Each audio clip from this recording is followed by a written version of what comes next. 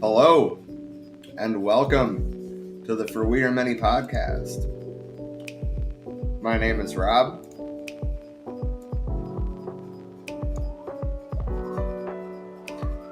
Are you muted?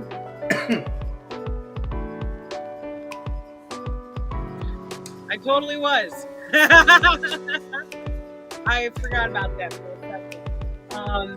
Hi, my name's Tricia, and we will be your hosts today. We are doing part 3 of Soul on Ice by Eldridge Cleaver. Yes, we are. I'm glad that we've really been able to get back into this lately. And I frankly think that we had one of our best streams ever. Yesterday. 2 days ago when you're watching this, but yesterday yeah. when we're recording this. We had on Mako from Ilahi Spirit Runners. He's also known as the Invisible Warrior. And I guess to try to sum it up as short as I can, I think that it is the least that Tricia and I have talked ever in a stream. In such a good way. Because, dude, he is such a compelling speaker, and the experiences that he's telling us about, he's fucking inspiring, and he's a beautiful soul. Like, what he's doing is so important. So, yeah, if you guys haven't seen that yet, check that episode out and hear what Mako has to say. Because it's motivational. And that's rare for me to say about anybody. But seriously, he's someone who can light a fire under your ass. Make you uncomfortable with the best ways possible to actually look at yourself and your own actions and go, do my actions line up with my words? Am I actually taking action? Am I putting, my money where my mouth is? That's the type of thoughts that have been going through my head, with speaking with him. It's definitely, a wake-up call that we both needed, at least from the conversations we've had. Just beautiful, the work that he is doing. It's fucking inspiring. Well said. All right, so today, which is part 3, we are picking it up on the PDF of the book that we will have in the description. We are on page 30. In the paper book, it's page 45. And we kind of have adopted a new model when doing theory pieces like this.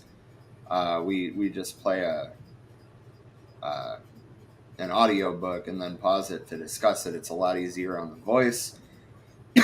There's a lot less stumbling over things. So yeah. This time we found... I found one, I guess, on YouTube from Exam Info. I just subscribe to them on YouTube.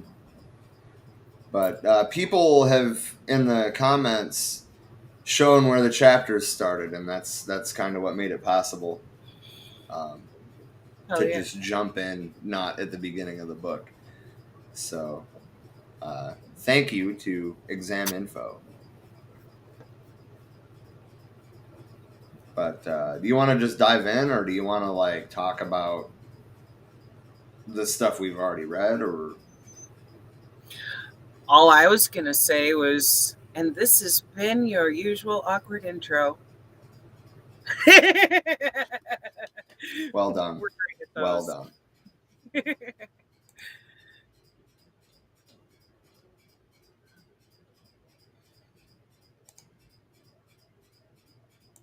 Four vignettes on Watts. Folsom Prison, August 16th, 1965. As we left the mess hall Sunday morning and milled around in the prison yard, after 4 days of abortive uprising in Watts, a group of lowriders. Note: lowrider, a Los Angeles nickname for ghetto youth. Originally, the term was coined to describe the youth who had lowered the bodies of their cars so that they rolled low, close to the ground. Also implied was the style of driving that these youngsters perfected. Sitting behind the steering wheel and slumped low down in the seat, all that could be seen of them was from their eyes up, which used to be the cool way of driving. When these youthful hipsters alighted from their vehicles, the term lowrider stuck with them, evolving to the point where all black ghetto youth, but never the soft offspring of the black bourgeoisie, are referred to as lowriders. From Watts assembled on the basketball court. They were wearing jubilant, triumphant smiles, animated by vicarious spirit by which they too were in the thick of the uprising taking place hundreds of miles away to the south in the Watts ghetto. "Man," said one, "what they doing out there? Break it down for me, baby." They slapped each other's outstretched palms in a cool salute and burst out laughing with joy. "Homeboy, them brothers is taking care of business," shrieked another ecstatically. Then one lowrider, stepping into the center of the circle formed by the others, reared back on his legs and swaggered, hunching his belt up with his forearms as he'd seen James Cagney and George Raft do in too many gangster movies. I joined the circle, sensing a creative moment in the offing. We all got very quiet, very still, and others passing by joined the circle and did likewise. "Baby," he said, "they walking in fours and kicking in doors, dropping reds." Note: reds are barbiturate called red devils, so called because of the color of the capsule and because they are reputed to possess a vicious kick. End note. And busting heads, drinking wine and committing crime, shooting and looting, high siding and low riding, setting fires, slashing tires, turning over cars and burning down bars, making Parker mad and making me glad, putting an end to that go slow crap and putting Sweet Watts on the map. My black ass is in Folsom this morning, but my black heart is in Watts. Tears of joy were rolling from his eyes. It was a cleansing, revolutionary laugh we all shared, something we have not often had occasion for. Watts was a place of shame. We used to use Watts as an epithet in much the same way as city boys used country as a term of derision, to deride one as a lame who did not know what was happening, a rustic bumpkin. The in crowd of the time from L.A. would bring a cat down by saying that he had just left Watts, that he ought to go back to Watts until he had learned what was happening, or that he had just stolen enough money to move out of Watts and was already trying to play a cool part. But now blacks are seen in Folsom saying, "I'm from Watts, baby." Whether true or no, but I think that meaning is clear. Confession. I too have participated in this game saying, "I'm from Watts." In fact, I did live there for a time, and I'm proud of it. The tired lamentations of Whitney Young, Roy Wilkins, and the preacher notwithstanding. All right. Is there anything that you want to say so far? No, nothing coming to mind other than just appreciating his blunt honesty about the situation. Yeah. Fair enough. Calling All it right. out for what it is, you know. Yeah, for sure.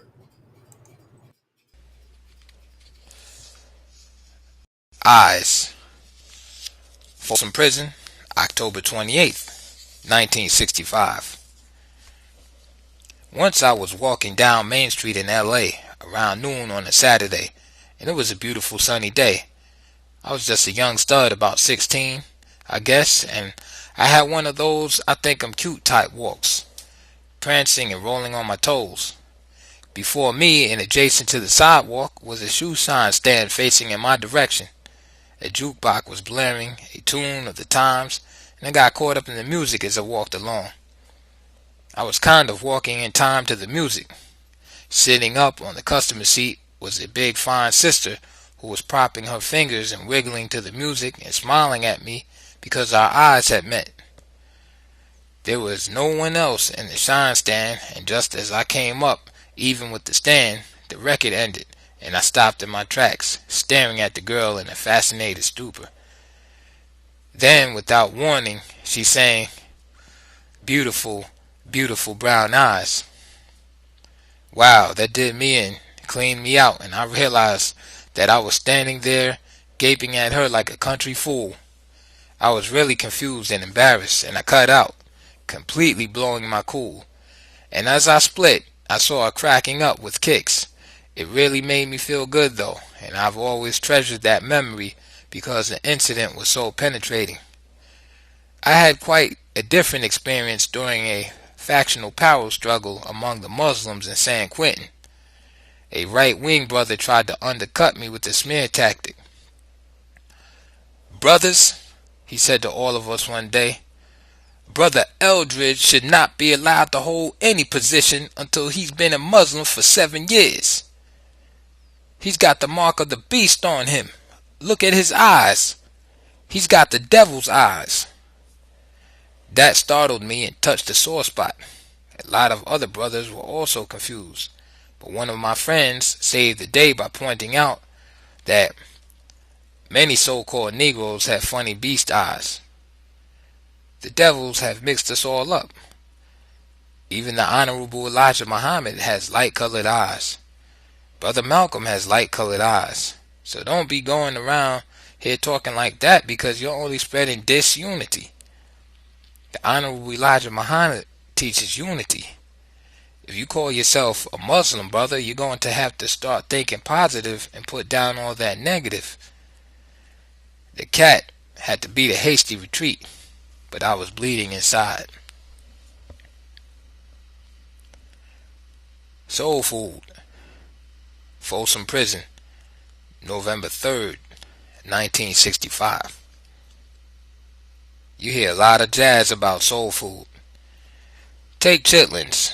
The ghetto blacks eat them from necessity, while the black bourgeoisie has turned it into a mocking slogan. Eating chitlins is like going slumming to them. Now that they have the price of a steak, here they come prating about soul food. The people in the ghetto want steaks, beef steaks. I wish I had the power to see to it that the bourgeoisie really did have to make it on soul food. The emphasis on soul food is counter-revolutionary black bourgeois ideology. The main reason Elijah Muhammad outlawed pork for Negroes had nothing to do with dietary laws. The point is that when you get all those blacks cooped up in the ghetto with beef steaks on their minds, with the weight of religious fervor behind the desire to chuck, then something's got to give. The system has made allowances for the ghettoites to obtain a little pig.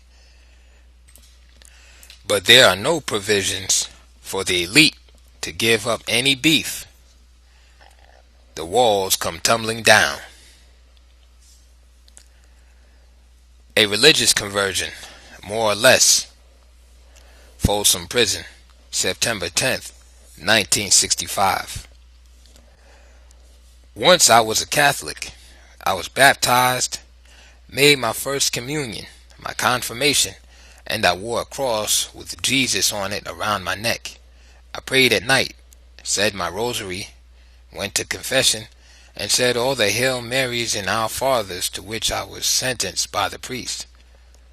Hopelessly enamored of sin myself, yet appalled by the sins of others, I longed for Judgment Day and the trial before a jury of my peers. This was my only chance to escape the flames which I could feel already licking at my feet. I was in a California Youth Authority institution at the time, having transgressed the laws of man. God did not indict me that time. If he did, it was a secret indictment, for I was never informed of any charges brought against me. The reason I became a Catholic was that the rule of the institution held that every Sunday each inmate had to attend the church of his choice. I chose the Catholic Church because all the Negroes and Mexicans went there. The whites went to the Protestant chapel. Had I been a fool enough to go to the Protestant chapel, one black face in a sea of white, and with guerrilla warfare going on between us, I might have ended up a Christian martyr. St. Eldridge, the Stoop. It all ended one day at a catechism class. The priest asked if anyone present understood the mystery of the Holy Trinity. I had been studying my lessons diligently and knew by heart what I'd been taught. Up shot my hand, my heart throbbing with piety, pride, for this chance to demonstrate my knowledge of the Word. To my great shock and embarrassment, the father announced, and it sounded like a thunderclap, that I was lying, that no one, not even the Pope, understood the Godhead. And why else did I think they called it the mystery of the Holy Trinity? I saw in a flash, stung to the quick by the jeers of my fellow catechumens, that I had been used, that the Father had been lying in wait for the chance to drop that thunderbolt, in order to drive home the point that the Holy Trinity was not to be taken lightly. I had intended to explain the Trinity with an analogy to 3-in-1 oil, so it was probably just as well. The Christ and His Teachings. Folsom Prison, September 10th, 1965. My first awareness of Thomas Merton came in San Quentin, back in, I believe, 1959-1960. During that time, a saint walked the earth in the person of one Chris Lovejeef. He was a teacher at San Quentin and guru to all who came to him. What did he teach? Everything. It is easier just to say he taught Lovejeef and let it go at that.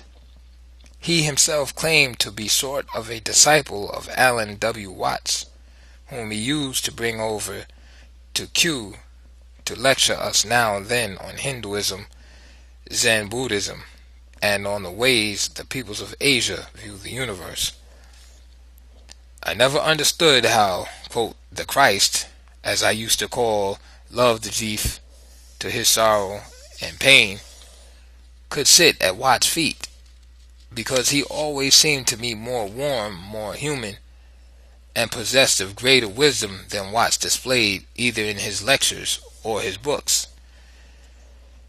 It may be that I received this impression from having been exposed more to Lovejeef than to Watts.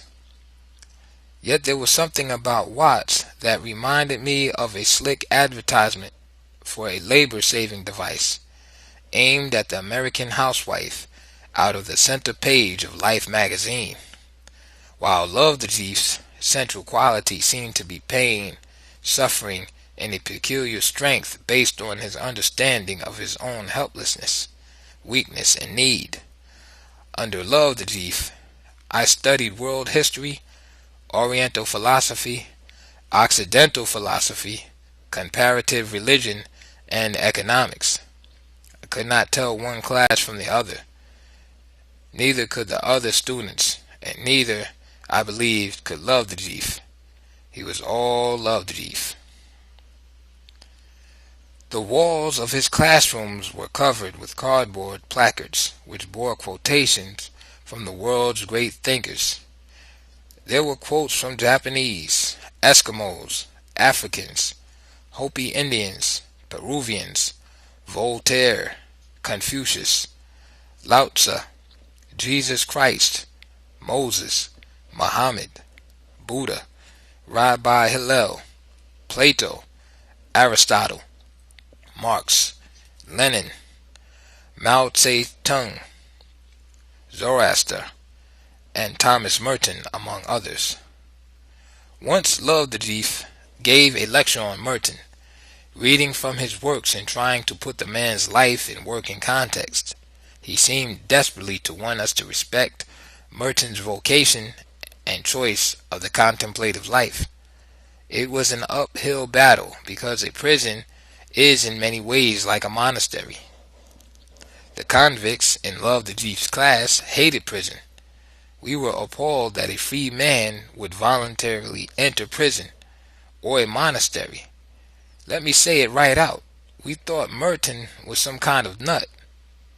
We thought the same thing about Love the Chief. My secret disgust was that in many ways I was nothing but a monk, and how I loathed that view of myself. I was mystified by Merton, and I could not believe in his passionate defense of monkhood. I distrusted Love the Chief on the subject of Thomas Merton. My mind heard a special pleading in his voice. In his ardent defense of Merton, Love the Chief seemed to be defending himself, even trying to convince himself. One day, Love the Chief confided to us that he had tried to be a monk but couldn't make it. He made it all right without even realizing it. San Quentin was his monastery. He busied himself about the prison as though he had a special calling to minister to the prisoners. He was there day and night and on Saturdays without fail. The officials would sometimes have to send a guard to his class to make him stop teaching, so the inmates could be locked up for the night. He was horror-stricken that they could make such a demand of him. Reluctantly, he sit down heavily in his seat, burdened by defeat, and tell us to go to our cells. Part of the power we gave him was that we would never leave his class unless he himself dismissed us. If a guard came and told us to leave, he got only cold stares. We would not move until Love the Chief gave the word. He got a secret kick out of this little victory over his tormentors. If, as happened once, he was unable to make it to the prison because his car had a blowout, he'd be full of apologies and pain next day. Love the Chief had extracted from me my word that I would someday read Merton for myself. He did not insist upon any particular time, just some day. Easy enough, I gave my promise. In 1963, when I was transferred from San Quentin to Folsom for being an agitator, they put me in solitary confinement. The officials did not deem it wise at that time to allow me to circulate among the general inmate population. I had evolved a crash program which I would immediately activate whenever I was placed in solitary confinement. Stock up on books and read, do calisthenics, and forget about the rest of the world. I had learned the waste and futility of worry. Years ago, I had stopped being one of those convicts who take a little calendar and mark off each day. When I asked for books to read in this particular hole, a trustee brought me a list from which to make selections. On the list I was delighted to see Merton's The 7-Story Mountain, his autobiography. I thought of Eldridge. Here was a chance to fulfill my promise. I was tortured by that book because Merton's suffering in his quest for God seemed all in vain to me. At the time I was a black Muslim chained in the bottom of a pit by the devil. Did I expect Allah to tear down the walls and set me free? To me, the language and symbols of religion were nothing but weapons of war. I had no other purpose for them. All the gods are dead except the god of war.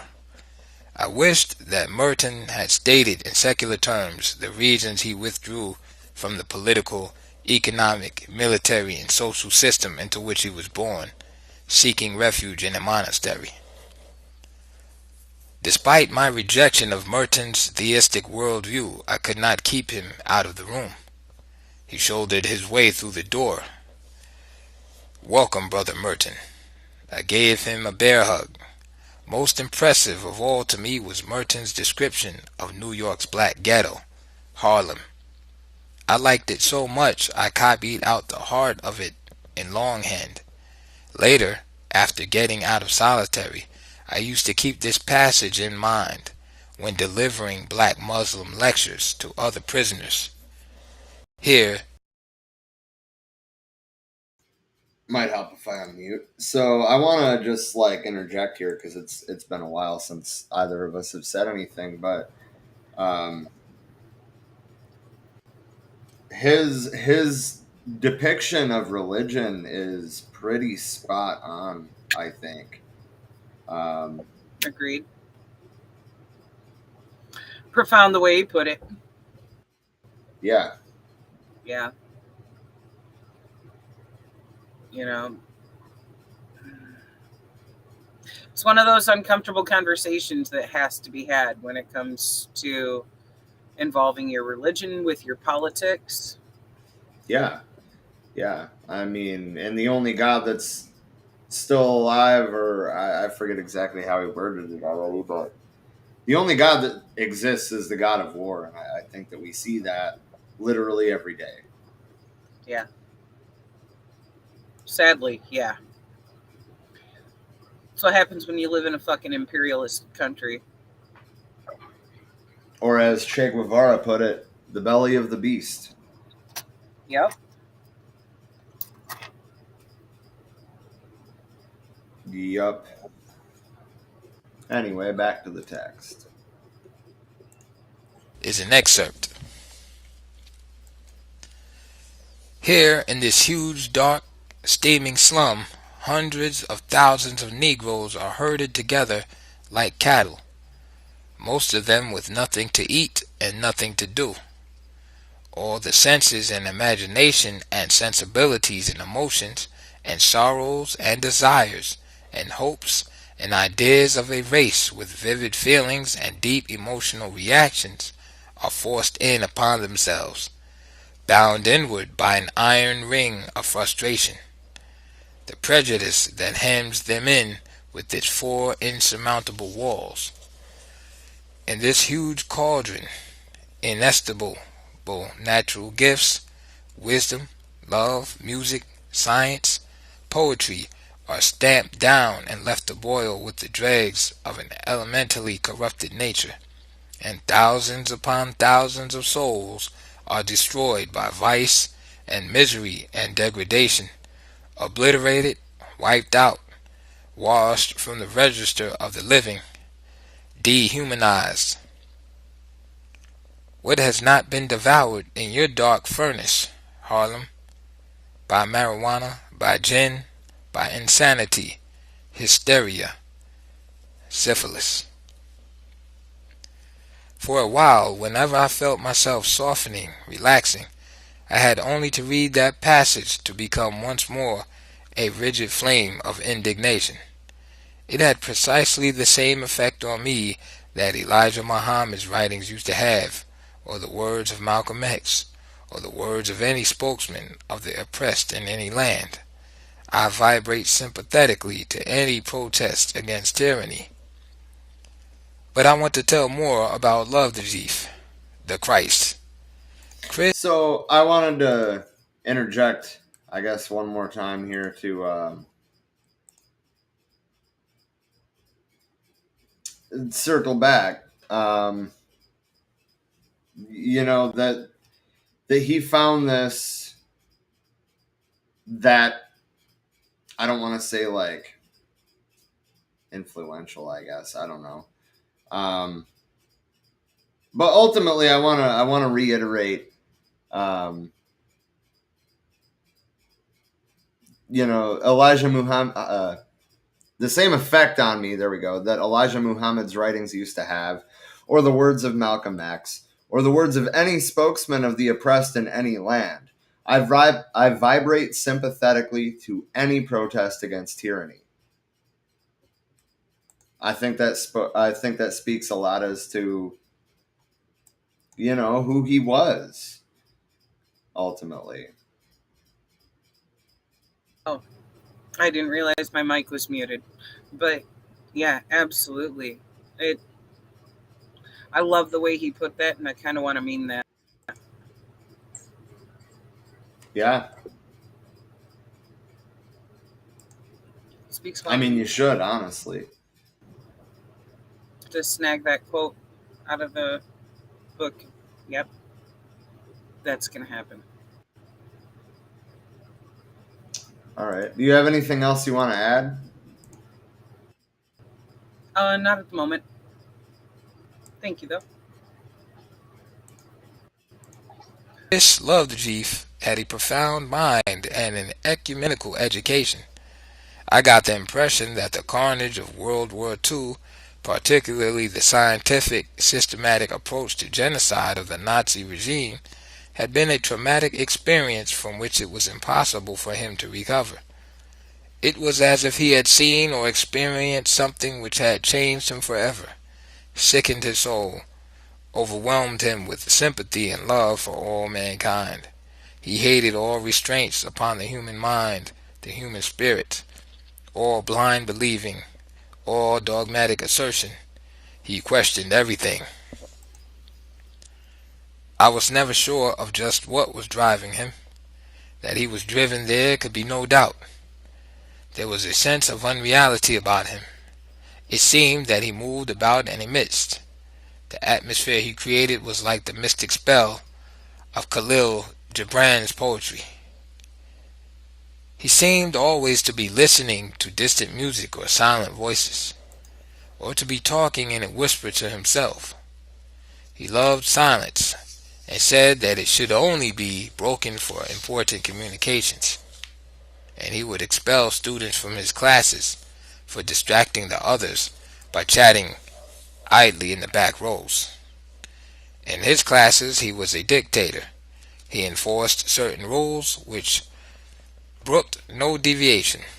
No smoking in his classroom at any time, before class, during class, at recess, or even when school was out. No talking in Love Chief's class, unless it was pertinent to the subject at hand. No eating or chewing gum in his classroom. No profanity. Simple rules, perhaps, but in San Quentin they were visionary, adventurous, audacious. The Christ enforced them strictly. The other teachers and the guards wondered how he got away with it. We students wondered why we enthusiastically submitted to it. The Christ would look surprised, as if he did not understand, if you asked him about it. If one of the other teachers forgot and came into Love the Chief's room smoking, he was sent hopping. The same went for prison guards. I can still see the shocked expression of a substitute teacher who, coming into Love the Chief's room during recess smoking a pipe, was told, "Leave this room." When you came to Love the Chief's classes, you came to learn. If you betrayed other motives, get out of here this minute, without malice, but without equivocation. He was a magnet, an institution. He worked indefatigably. His day started when the school bell rang at 8 a.m. Often he would forego lunch to interview a few students and help them along with their schoolwork or personal problems. He never ceased complaining because the officials refused to allow him to eat lunch in the mess hall with the prisoners. Had they given him a cell, he would have taken it. After lunch, he'd teach until 3 p.m. When night school convened at 6 p.m., the Christ would be there, beaming, radiating, and he'd teach passionately until 10 p.m.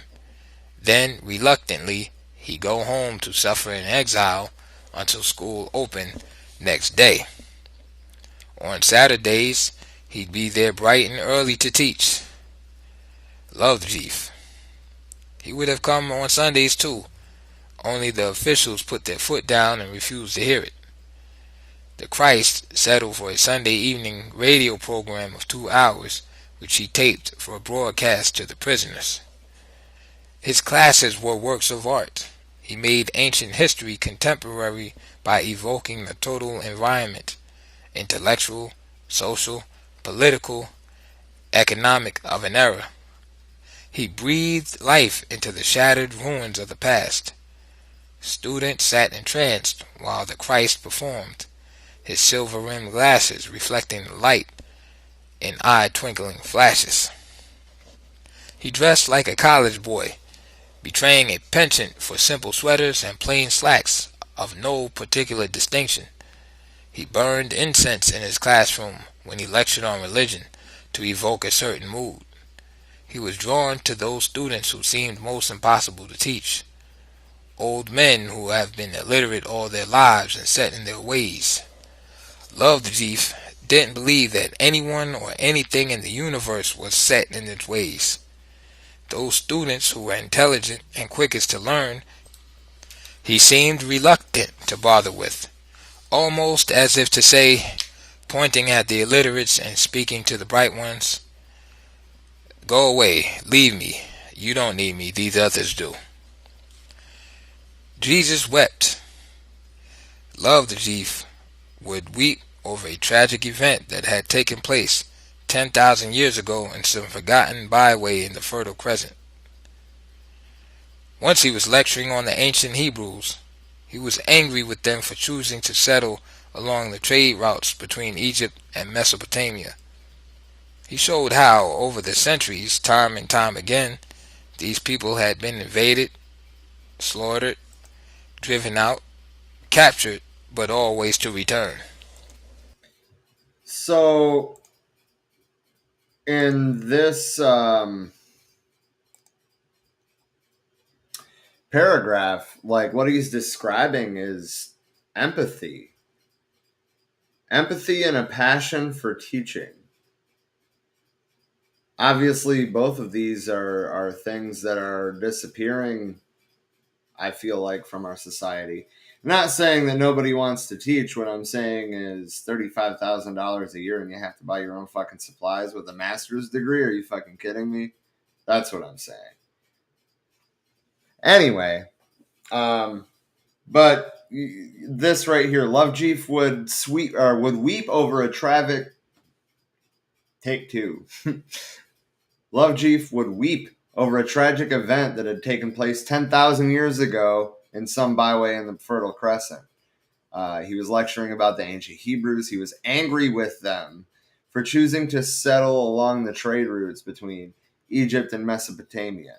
Obviously, he cares about this information, and I feel like part of it is probably trying to portray it in a way like that, so his students are actually interested. But like Right. the ability to care about people that lived 10,000 years ago speaks to a level of empathy that I think most people are lacking. Very true. He was actually connecting with it of like, okay, versus what he was discussing a few minutes ago pointing out the difference between, like, okay, here's something that is actually real from that and tangible. These were lives that were being affected by this, because they kept making the same choice to go back to this same area, the promised land of milk and honey, to get invaded and kicked out again, you know? And I mean, we still see the results of that today, only today, instead of it being the Middle Eastern Jews coming back to that area, now there's also colonizers of white Jews from Europe that converted or married into the family, things like that, who are coming to Israel. And our Palestinian cousins are being kicked the fuck out of their homes to make room for colonizers to come there. But it's one of those things that, because of the inherent importance of that land specifically, all the way through to ancient times, to the very beginnings of the Jewish people, it's an attachment there that they're drawn back to that place. I've even felt drawn back to that place till I found out what was actually fucking happening there with, the colonizing and stuff. I would love to visit, but I would never be cool with someone losing their home to make a home for another person to come there, But it's hard. It's made for a lot of difficulties throughout history because of that attachment to that specific land. And whether Jewish or Muslim, both have that history of Abraham's blessing on the leaders of each of those basically tribes of Israel, because, it's all family. But both of them have an inherent claim to that land, and it's produced wars forever. It's hard to actually, swallow that this is the result of that attachment. Yeah. Yeah, agreed.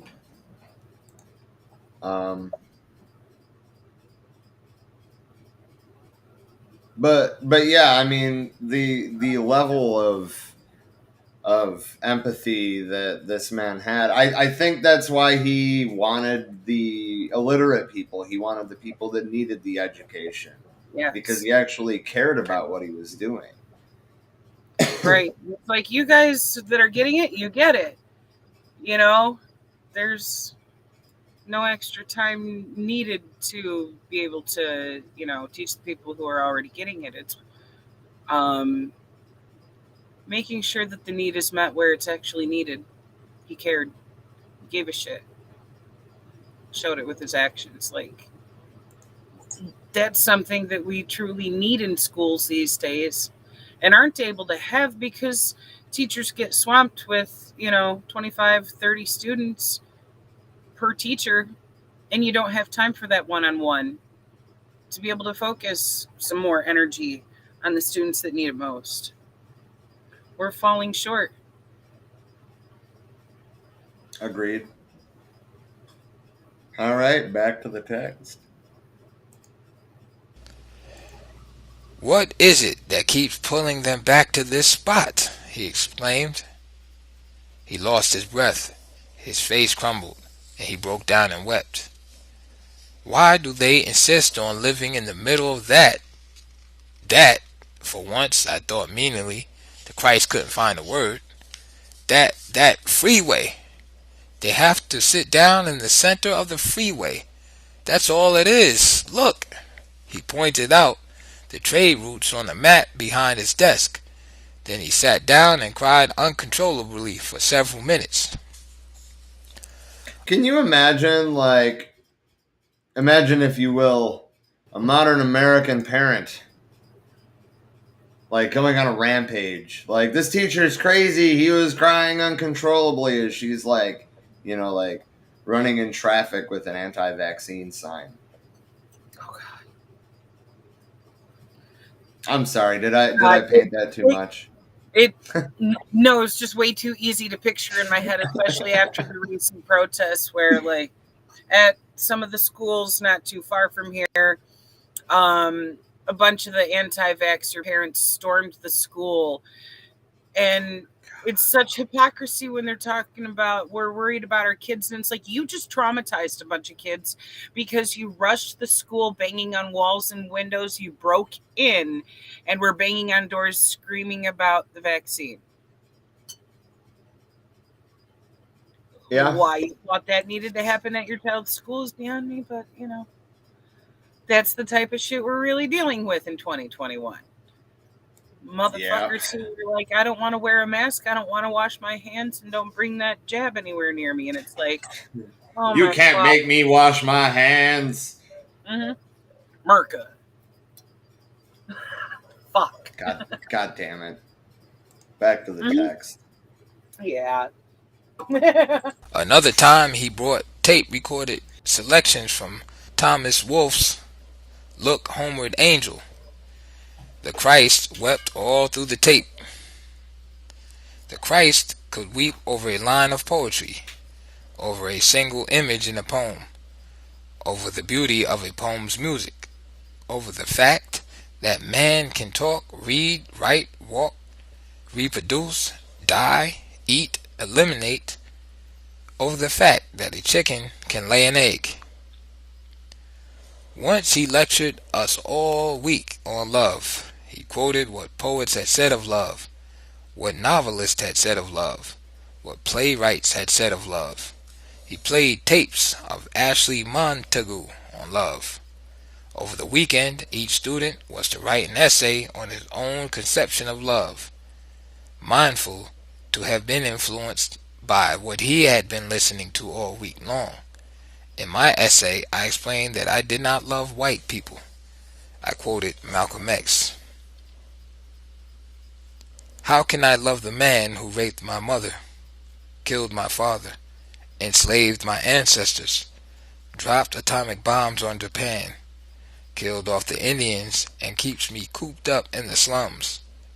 I'd rather be tied up in a sack and tossed into the Harlem River first. Lovejeev refused to grade my paper. He returned it to me. I protested that he was being narrow-minded and dogmatic in not understanding why I did not love white people simply because he himself was white. He told me to talk with him after class. How can you do this to me? He asked. I've only written the way I feel, I said. Instead of answering, he cried. Jesus wept, I told him, and walked out. 2 days later, he returned my essay ungraded. There were instead spots on it which I realized to be his tears. Although Lovejeev's popularity among the prisoners continued to soar, and the waiting list for his classes grew longer and longer, prison authorities banned his radio program. Then they stopped him from coming in on Saturdays. Then they stopped him from teaching night school. Then they took away his pass and barred him from San Quentin. I must say that this man has not been adequately described. Certain things I hold back on purpose, others I don't know how to say. Until I began writing this, I did not know that I had a vivid memory of him. But now I can close my eyes and relive many scenes in which he goes into his act. A day in Folsom Prison. All right. So, I guess first of all, do you have anything to say about that as we move into the next chapter?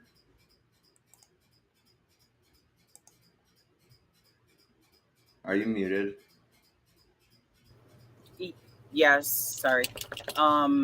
Actually, I'll probably pause it there, to be honest, because we got to meet up with Zach for the State and Revolution stream. By the way, check out yesterday's State and Revolution stream. Was this the end of chapter 3 here? Well, the chapters aren't numbered.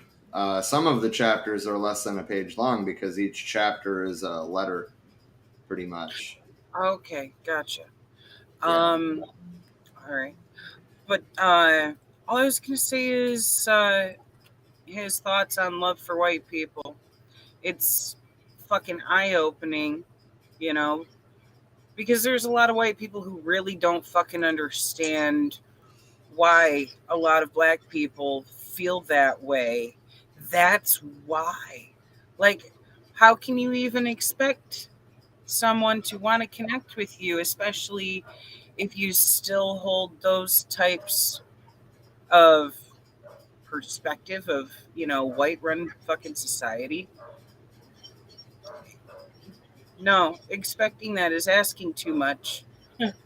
you know, like that's one of those things that really needs to resonate with a lot of people for them to even be able to empathize with any people who have been oppressed.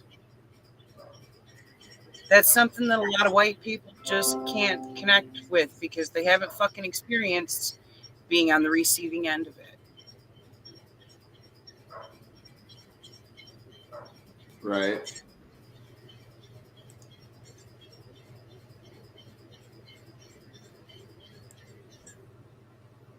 That would be like somebody asking me to find love for Nazis. Never. Not going to happen. And I'm not saying all white people are Nazis. I'm just saying as, someone with Jewish family that was killed by them, you know, um, when it comes to any flavor of today's white supremacists, especially, that's it's no different. Can't go around being an entire group of people causing harm and then be like, why don't you like me? Motherfucker, really? And a lot of people don't realize that there are racist things that they learned growing up just living in basically white culture in America that they're not aware is racist until it's brought to the table of like, wait a minute, no, here's why Right. that thinking is fucked up. Yeah, I mean, a lot of times it has to be like explained why it's racist. Right. And it's sad to be that fucking unaware, but yes, a lot of times that is absolutely what's called for, is being like, look, here is why that is fucked up. Now you have a choice to either choose to be a shitty person and be like, nope, I stand by this perspective, or to grow as a person and be like, wow, that is fucked up, and wake up.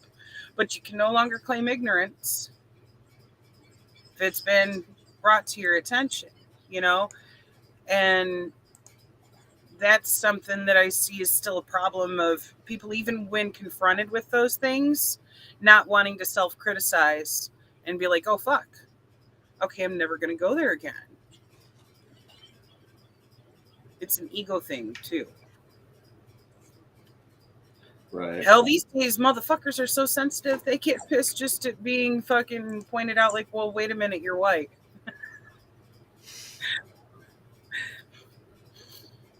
It's an ego issue.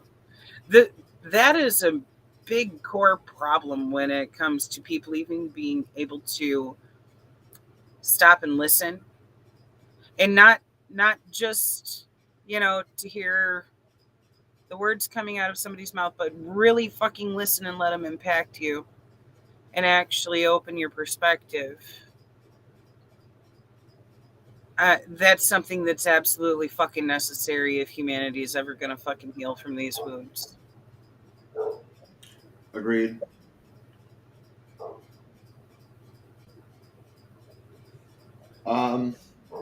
Well, as I said, we recorded this yesterday, so Tricia and I will be seeing each other very shortly. If you missed it yesterday, check out our cross-platform stream with Bread Theory. We are reading State and Revolution by Vladimir Lenin. Yes, indeed. Um, Such a good book. Yeah. I'm digging it. Agreed. Yeah. Thank you guys for tuning in. Check out the Elahi Spirit Runners special. He's definitely going to be back. at some point to talk about decolonization or land back or the fight to protect salmon or something. He is an incredible wealth of knowledge, and we're just happy that we can pass along what he's learned. Absolutely. Learn right along with you from him. Dude, yeah. Mako is a badass and downright fucking inspiring. Yeah. I can't wait to have him back. Dude, the conversations with him are fucking pure gold from start to finish. Every time. I love his perspective on things.